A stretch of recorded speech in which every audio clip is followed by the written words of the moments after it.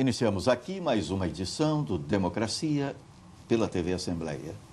Vamos, como sempre, tratar de um tema de interesse da sociedade. Uma questão da mais absoluta atualidade. Vamos falar sobre tribunais abarrotados. Com a média de um processo para cada 2 gaúchos, o Estado do Rio Grande do Sul pode ser considerado não apenas líder, um campeoníssimo em casos judiciais, por 100 mil habitantes.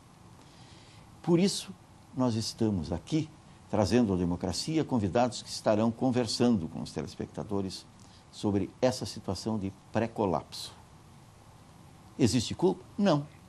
Existe uma situação diferente dos demais estados, mas ela precisa ser não apenas analisada, debatida, ela precisa procurar e encontrar solução, para que a população seja atendida de acordo com a sua vontade, o seu desejo, os seus pleitos, mas que também seja entendida em toda a sua extensão a situação daqueles que servem à justiça. Desde os profissionais, os serventuários, aos juízes, desembargadores, que estão sobrecarregados, que precisam trabalhar muito para resolver questões que se arrastam ao longo do tempo. Por isso, trazemos para este espaço na TV Assembleia convidados especialíssimos que estarão debatendo esta questão e levando a informação para dar luz àqueles que em casa acompanham este espaço e estão procurando desenvolver e racionalizar a sua crítica. Trazemos para o Democracia de hoje o Dr. César Souza, que é presidente da Comissão de Acesso à Justiça da OAB, a Ordem dos Advogados do Brasil, seccional do Rio Grande do Sul. Luiz Mendes, diretor de comunicação do Sindjus, o Sindicato dos Servidores da Justiça no Estado do Rio Grande do Sul. O doutor juiz de direito João Ricardo dos Santos Costa, que até bem pouco tempo presidiu a Júris. E o doutor Noedir Rodrigues da Silva, que é procurador do Trabalho, do Ministério Público do Trabalho. Para a primeira manifestação sobre a pauta de hoje do nosso Democracia, nós convidamos o doutor César Souza. Tudo bem? Tudo bem.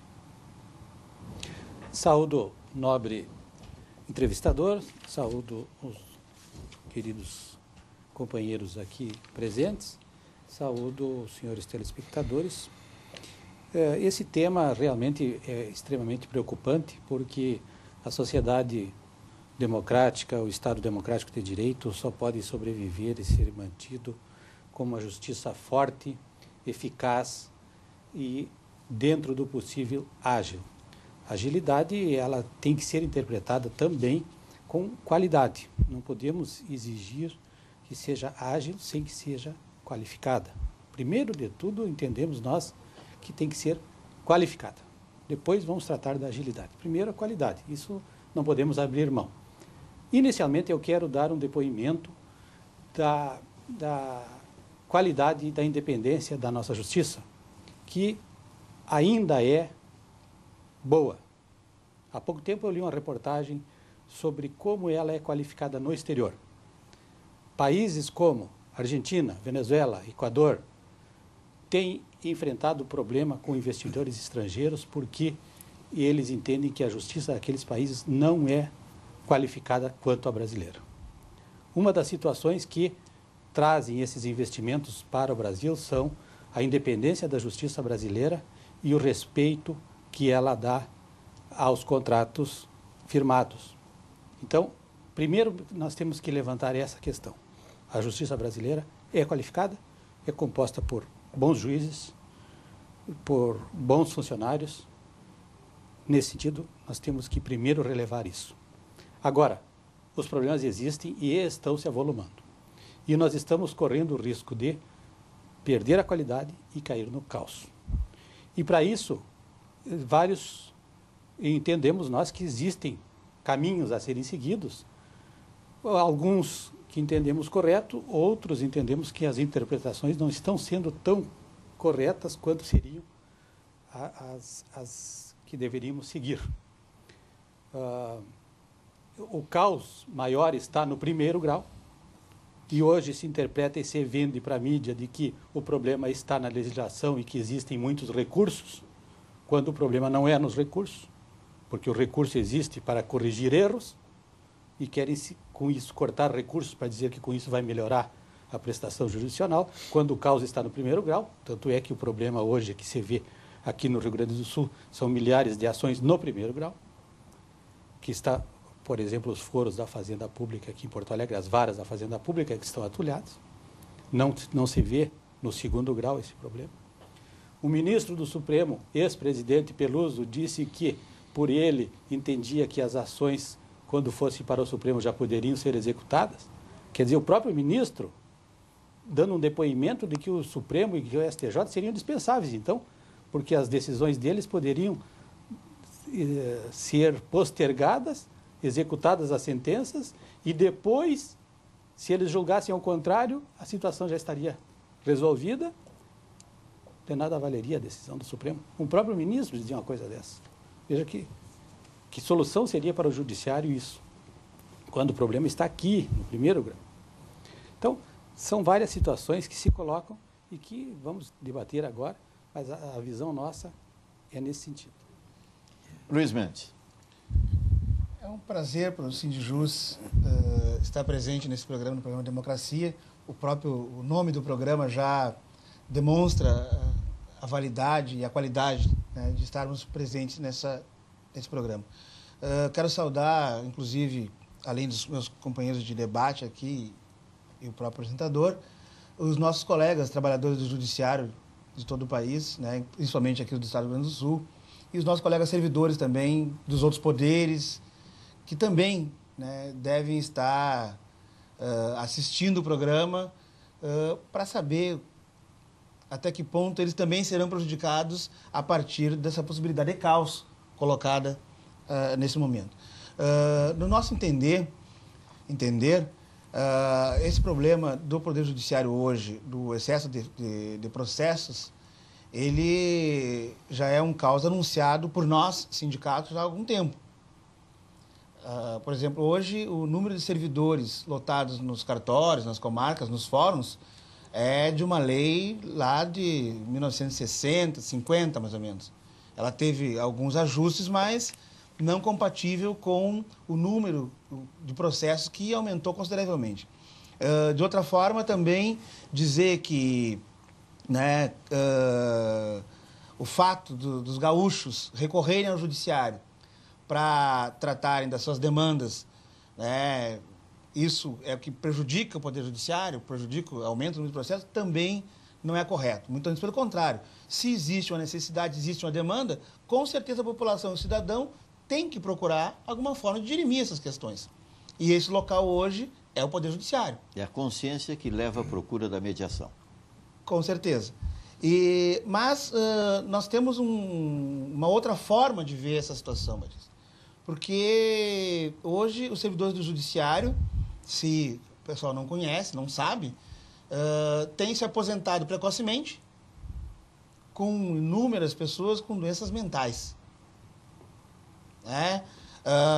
O acúmulo de pessoas, de laudos, inclusive depois, durante o debate a gente pode estar demonstrando isso, nós temos os dados, inclusive, do portal Transparência do Tribunal de Justiça, dos afastamentos dos servidores, é um número que é fora do normal, fora do comum, para qualquer trabalhador. Então, para nós, do Poder Judiciário, os servidores do Poder Judiciário, hoje, a média fala em torno de 600 processos, né? Quando criaram os cartórios com um escrivão, um ajudante, 4 oficiais escreventes e 1 auxiliar de serviços gerais, era para uma média de 200 processos por pessoa. Hoje, nós temos cartórios, como uma das varas da Fazenda aqui do Estado, com 70 mil processos. Isso é um absurdo. Claro que alguns dizem, mas isso é culpa do Estado, né? A gente sempre vai tentar arranjar um culpado. No nosso entender, essa questão é uma questão de saúde. E saúde no local de trabalho para nós hoje é uma das principais lutas. Claro que temos outras lutas, questão salarial nossa, com uma perda salarial astronômica, a própria questão da nossa jornada de trabalho, que o CNJ colocou uma resolução que permite, inclusive, que a jornada de trabalho seja feita de outra forma, e não como está hoje no Judiciário, que implementou uma jornada de 8 horas como de intervalo, que tem prejudicado quase todo o Estado. 95% da categoria está contrária a essa proposição, e tem prejudicado famílias, inclusive, mas é uma discussão que a gente está fazendo, junto com essa questão do número do aumento de processos. E não é verdade que, tendo em vista o aumento do número de processos, a jornada de 7 horas ininterrupta prejudicaria o andamento dos processos. Já está verificado, inclusive, pelo próprio CNJ, de que isso não é verdade. Então, o Tribunal de Justiça poderia, sim, adotar tal medida. Mas eu quero voltar à questão do adoecimento. Essa, para nós, é o ponto essencial. A categoria hoje, nós, em torno de 8 mil servidores ativos e 2 a 3 mil servidores inativos, estão altamente prejudicados com essa questão dos adoecimentos. No ano retrasado, nós tivemos, inclusive, 3 colegas que faleceram, né, tendo em vista esse estresse do trabalho. Agora, semana passada, uma colega de uma comarca aqui da região metropolitana, inclusive, teve um AVC dentro do cartório. Então, a pressão sofrida sobre os servidores nessa questão da demanda processual, ela é muito maior do que as pessoas dizem. E a população, por vezes, acredita e joga essa pecha sobre os trabalhadores, e não é verdade. É todo um sistema. E esse sistema, hoje, ele está deficitário. Ou, em alguns momentos, se diz, olha, não podemos contratar servidores porque a lei de responsabilidade fiscal não permite. Mas o orçamento é um só. Nós, servidores, queremos discutir o orçamento como um todo, e não parte dele. Então, esse também é um dos problemas que a gente tem passado. Então, nesse sentido, a gente agradece mais uma vez a presença ao programa e quer debater esses problemas todos que estão nesse viés, da questão do aumento de processos, a demanda processual que aumentou mais de 5 vezes nos últimos anos, e a falta de servidores. Hoje são mais de 1.500 cargos vagas no Poder Judiciário. Essa questão do orçamento do Poder, que infelizmente nós não conseguimos fazer esse debate, por mais que exista total transparência, não conseguimos abrir a caixa preta do orçamento do Judiciário, infelizmente, mas queremos fazer esse debate, estamos dispostos a fazer esse debate. Dr. João Ricardo dos Santos Costa. Também quero saudar, Batista, a satisfação de estar mais uma vez participando do teu programa, saudar os companheiros de debate. E realmente o tema, ele, além de ser de extrema importância e necessário que seja discutido pela sociedade gaúcha, ele também é um tema de principal ocupação, poderia dizer assim, da magistratura e do Poder Judiciário, principalmente aqui no estado do Rio Grande do Sul, onde o top em matéria de demanda judicial. Eu queria, inicialmente, reafirmar o que há pouco disse o Luísa em relação às condições de trabalho hoje dos servidores do Poder Judiciário, que são extremamente penosas, em face da tensão laboral, sobretudo, porque é um sistema que ele está emperrando, está parando em função da quantidade de demandas.